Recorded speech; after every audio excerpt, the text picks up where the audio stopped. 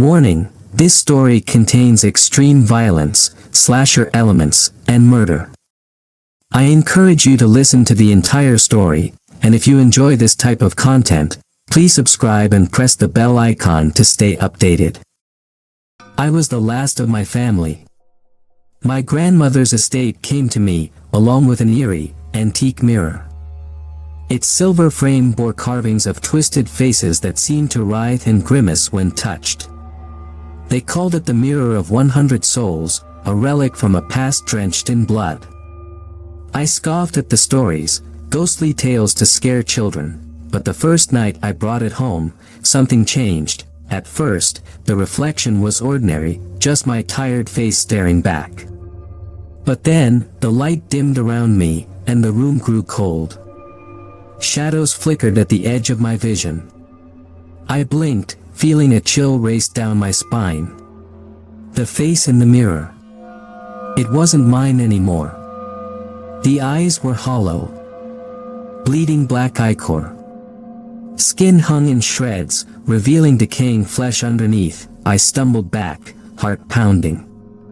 "This isn't real," I muttered. I closed my eyes, trying to shake off the image burned into my mind. But when I opened them, the room around me twisted. The walls dripped with crimson stains, the stench of decay filling the air. In the mirror, my demonic reflection smiled, a gaping, blood-soaked grin that stretched far beyond what was humanly possible. The days blurred into nights. I couldn't look away. The mirror pulled me back, forcing me to witness horrors beyond comprehension. Figures appeared beside my reflection, their mouths sewn shut, eyes gouged out, rotting faces pleading with me. The souls trapped within the glass clawed at me, whispering secrets of their torment, urging me to join them. Every time I resisted, the room around me grew darker, the air heavier. It began manifesting outside the mirror. The faces twisted into the walls, the floors creaked under unseen footsteps. In the middle of the night, I'd hear soft, raspy voices calling my name, a symphony of agony that made my blood freeze. My own reflection in other mirrors changed. I'd catch glimpses of myself mutilated, blood dripping from my eyes, my mouth twisted. Every mirror in the house, yet the one, the antique, vile artifact, remained. Its frame grew slick with some unknown liquid, the faces carved into it now moved, writhing and grinning as they beckoned me closer. I lost track of time. My sleep was filled with violent images, clawed hands tearing through flesh, screams echoing in endless darkness. I'd wake to find myself standing before the mirror, my hand outstretched toward its cold surface. I wasn't alone anymore.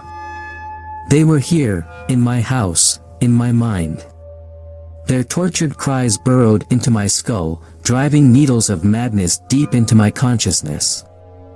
My friends noticed my change, my haggard appearance, my bloodshot eyes. But I couldn't tell them. They wouldn't understand. They weren't chosen. One evening, I saw her, my grandmother. She stood behind me in the mirror, her eyes empty pits, her mouth stretched into a grotesque grin. "You'll join us soon," she whispered, her voice a chorus of the damned. I screamed, clawing at the mirror's frame, my nails breaking, blood smearing across the glass. But the faces only grinned wider, pulling me in. I can't escape.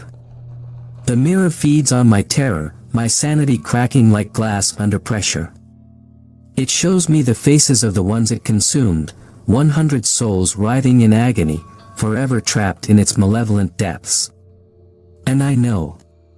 I will be the 101st. I see myself now. Already a part of them, my face merging with theirs, screaming silently from within the mirror.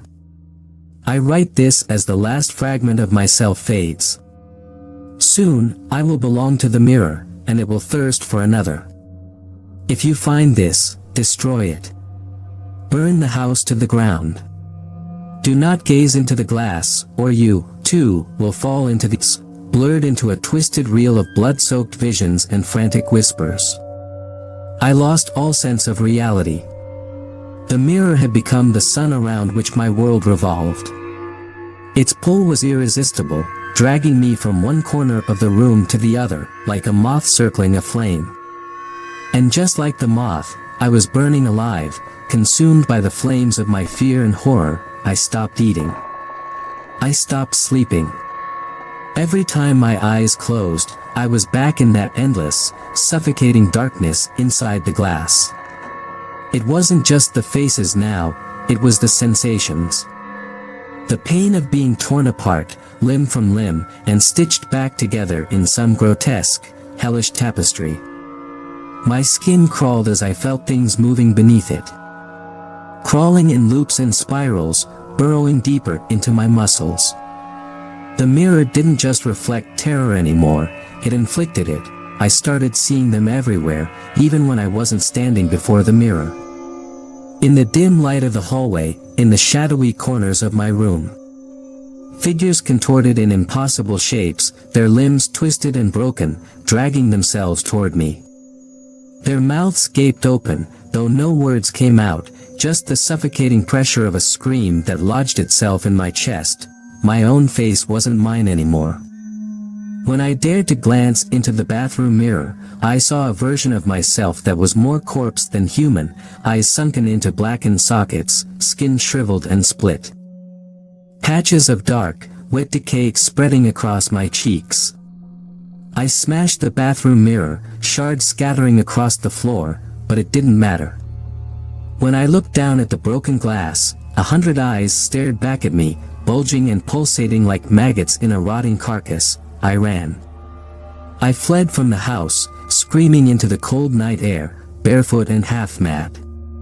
But as I turned the corner, I found myself standing in front of it again. The mirror. It was in the middle of the street now, propped up as if it was carved into its frame, writhed and twisted in delight. I heard their laughter, a sound like grinding teeth and breaking bones. "You can't run," they whispered, voices slithering into my ears like venomous serpents. "You belong to us."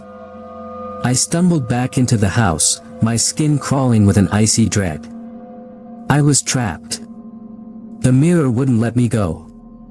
As I crossed the threshold, the walls around me seemed to stretch and breathe, veins of blood pulsating just beneath the surface.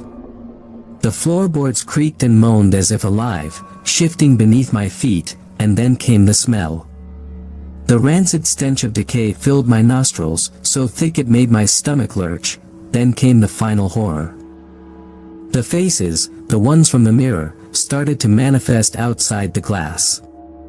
They peeled away from the walls, emerging as half-formed things, dripping with dark fluids. Some had limbs twisted at impossible angles, others dragged their torsos along the ground, entrails trailing behind them like grotesque shadows. And among them was my grandmother, eyes empty, fingers crooked into claws, reaching out for me. I screamed, retreating into the living room, but they followed. "Join us." They rasped in unison, a cacophony of broken voices echoing in my skull. The mirror in the center of the room began to throb, each pulse sending shockwaves of agony through my body. My vision blurred as the floor beneath me twisted into a pit of darkness. Hands shot out, skeletal and dripping with gore, clawing at my ankles, dragging me toward the glass. My nails scraped against the floorboards as I fought, splinters tearing under my fingertips, but it was useless. They dragged me to the mirror's surface, my reflection warping and contorting into a monstrous parody of myself. Blood trickled from my eyes, mouth, and ears, pooling at my feet. And then I felt it, the mirror's pull. It was like 1,000 needles piercing my flesh, shredding me from the absorbed, my very soul being siphoned into the glass. I opened my mouth to scream, but no sound came out. Inside the mirror, I saw my own reflection splintering, breaking apart into 100 fragments. I was now one of them. My face twisted with agony, screaming silently as I joined the others in eternal torment. My house grew quiet. The floorboards creaked one final time as the room returned to its normal state, the mirror sitting innocently in the corner.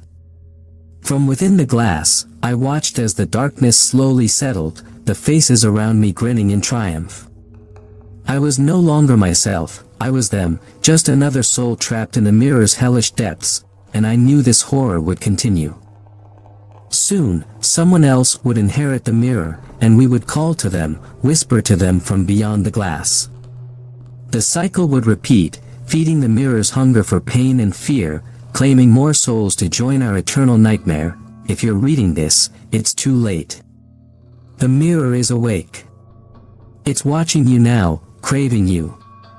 You may think you can escape, but the mirror's reflection is already behind you, lurking in the shadows, whispering your name. Run. Fight. It doesn't matter, in the end, the mirror will have you.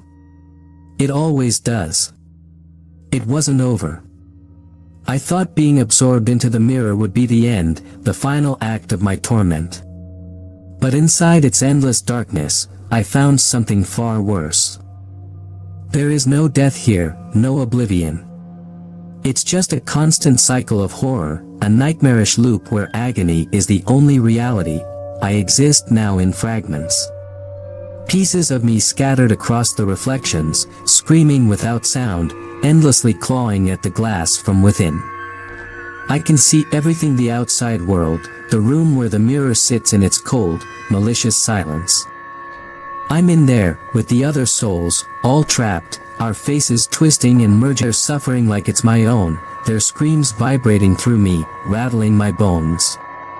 We are one now, a singular mass of pain and dread, and yet, the mirror isn't satisfied.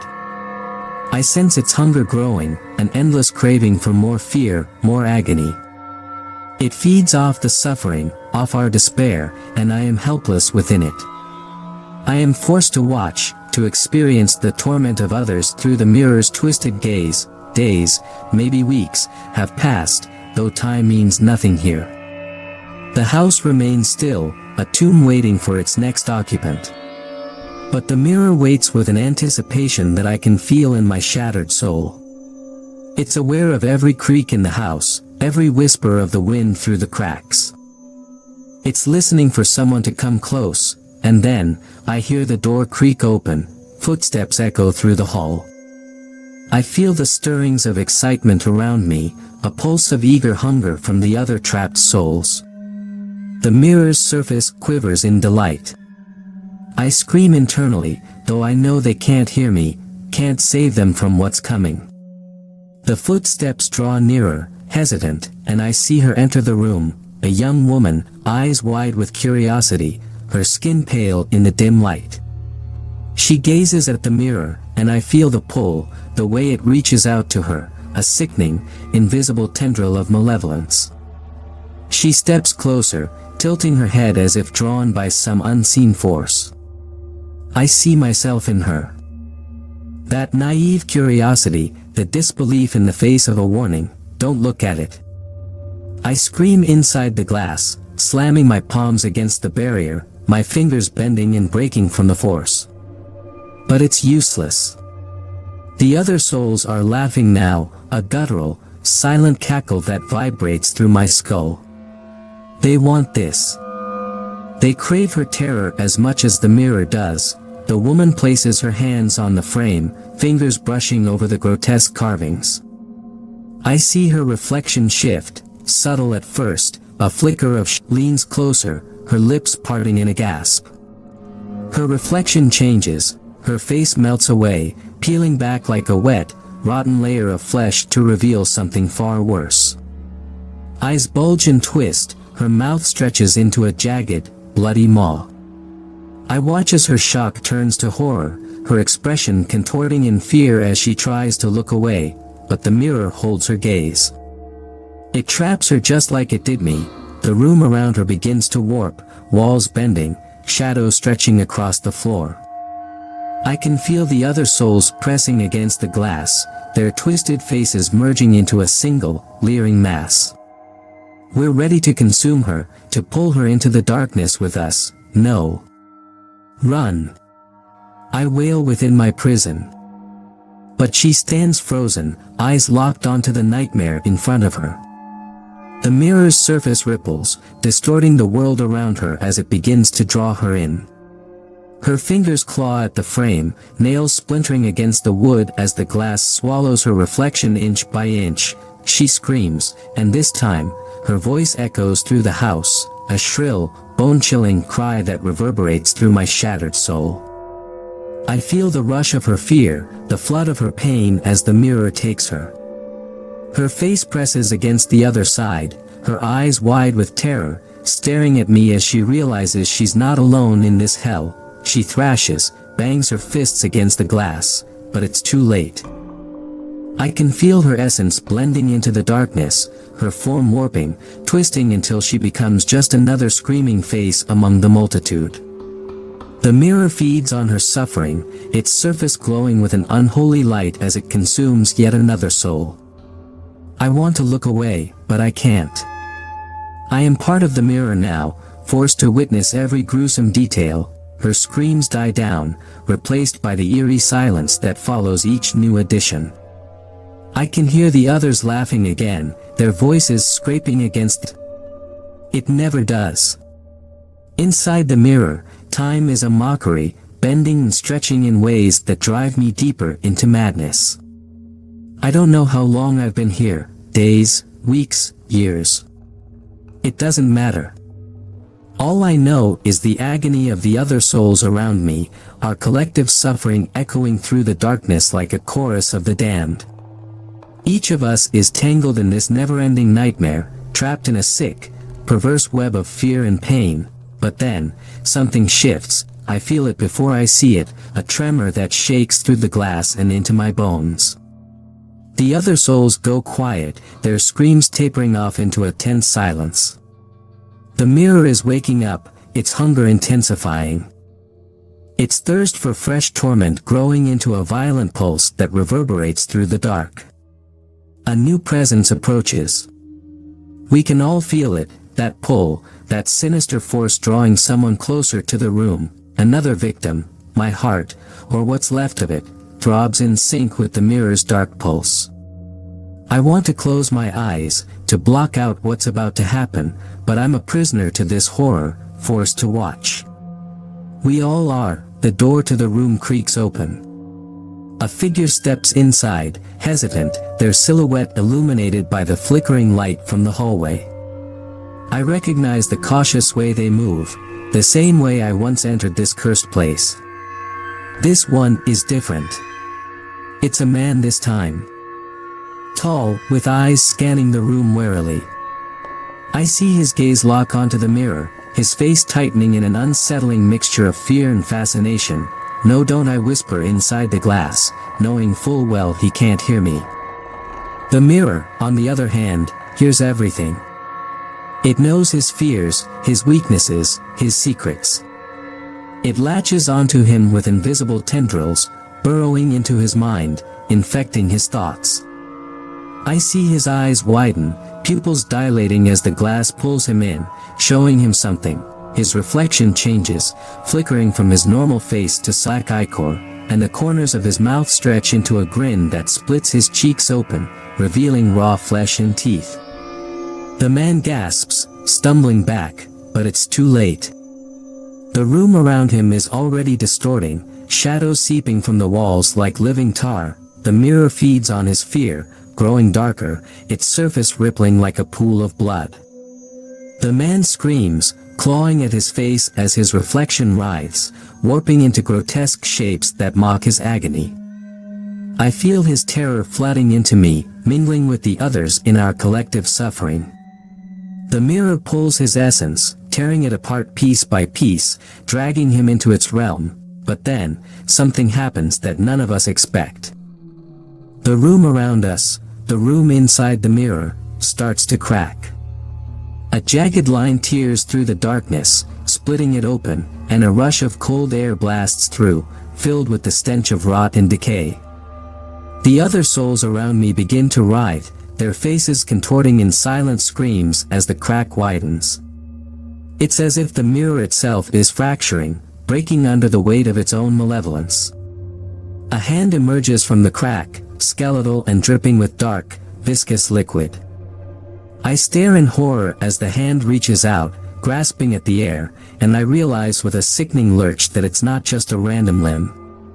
It's me. It's my own hand, somehow separated from my body, clawing its way through the fracture in the glass. The crack widens further, and the darkness beyond it churns, alive with movement. Shapes slither within the black void, elongated and grotesque, like the twisted forms of things that should not exist.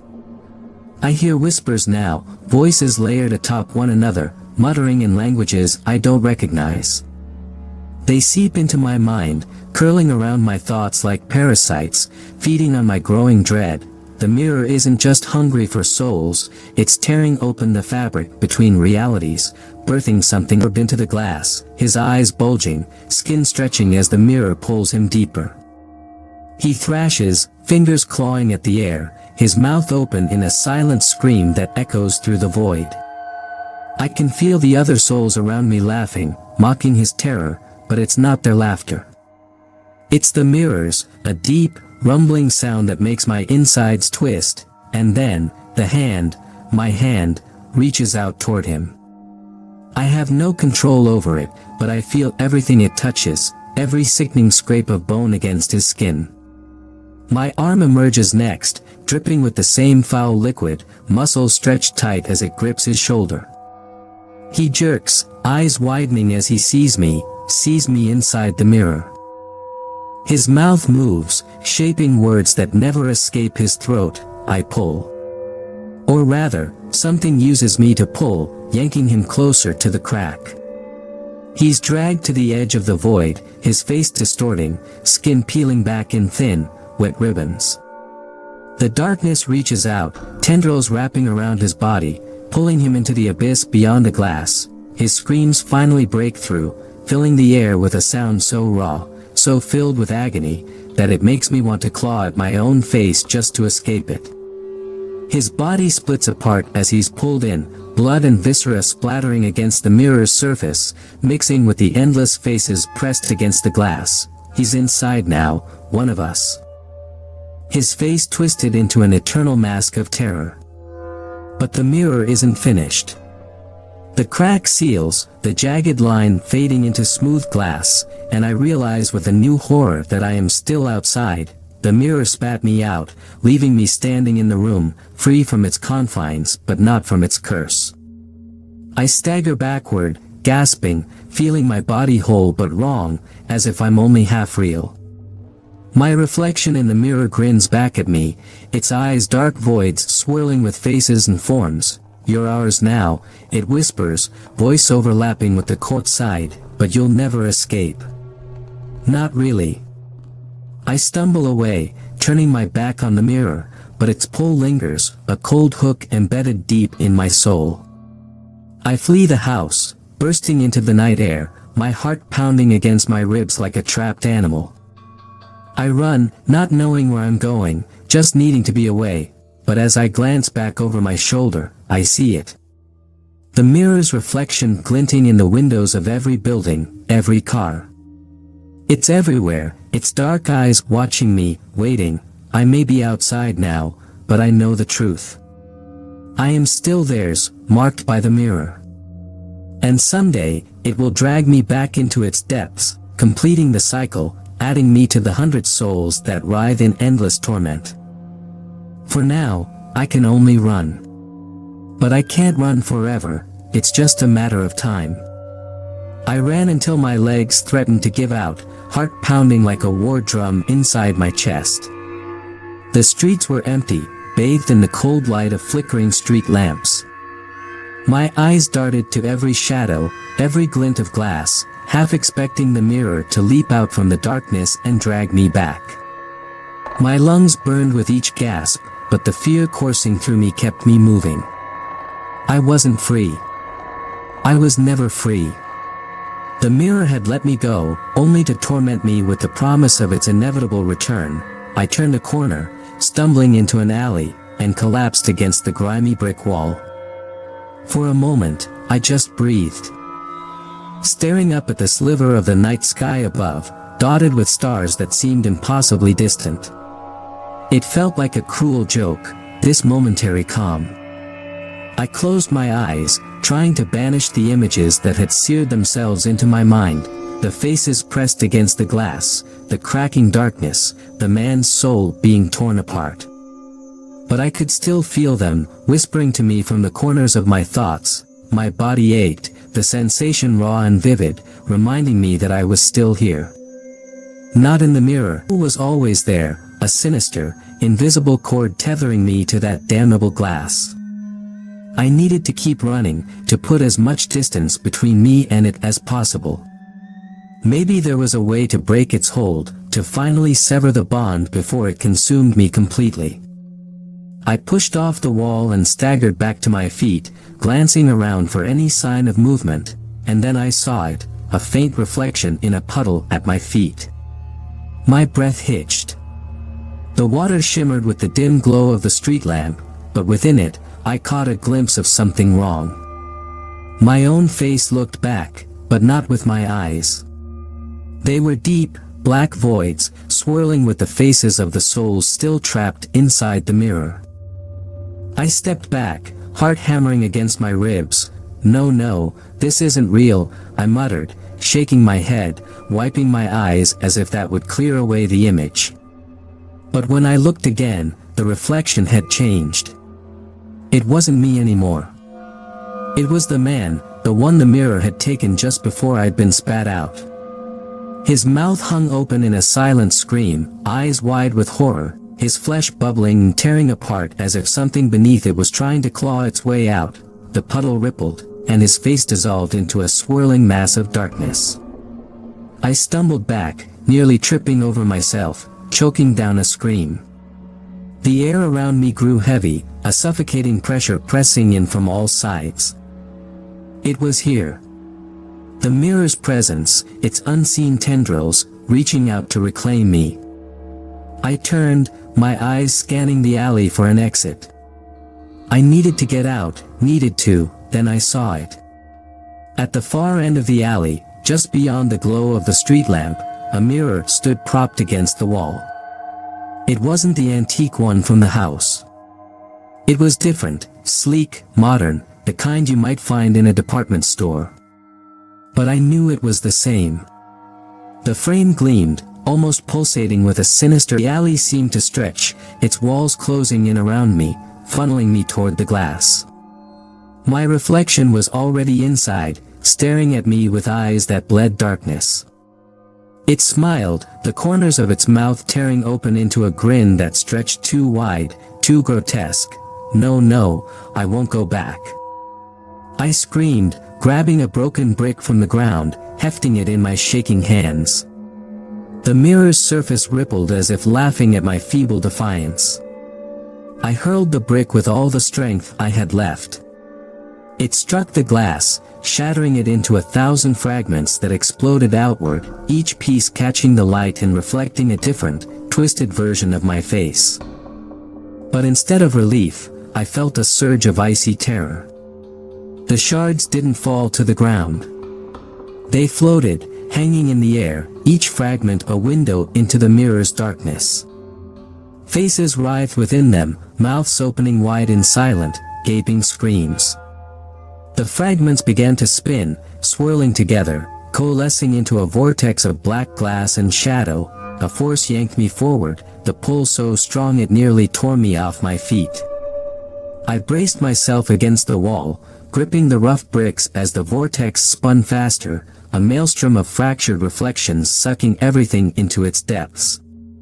The whispers grew louder, merging into a cacophony that drilled into my skull. Join us, you belong to us. I gritted my teeth, digging my nails into the wall, blood oozing from my fingertips as I fought against the pull. The air crackled with energy, the ground beneath me vibrating with the sheer power of the mirror's hunger. I wasn't going to let it take me back. I couldn't. I wouldn't, but then, the vortex changed. Its spinning slowed, the shards aligning, forming a doorway of sorts. On the other side, I saw the room, the room from the house.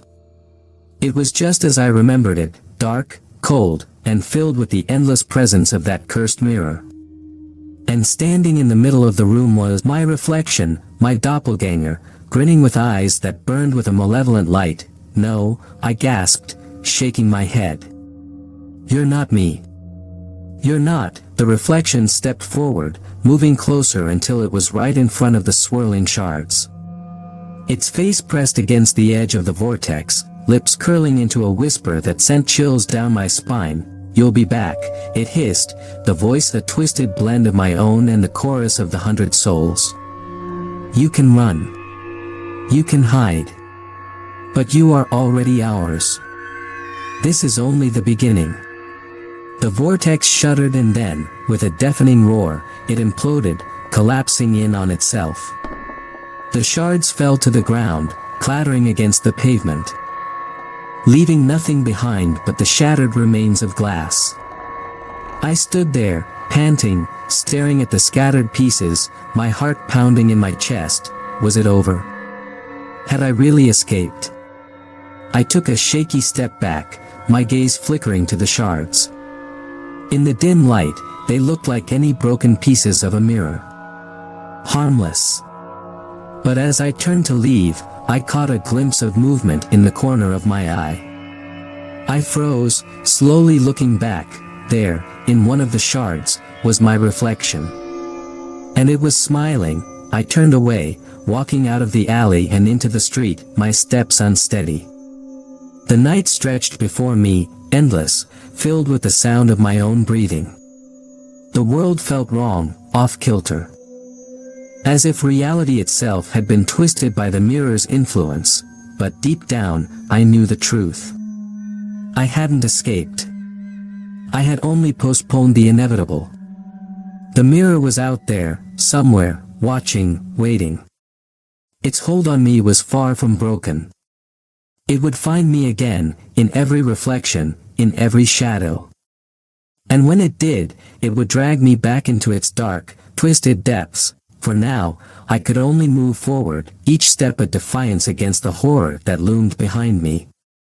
But the fear gnawed at me, whispering its cruel promise: it would be back.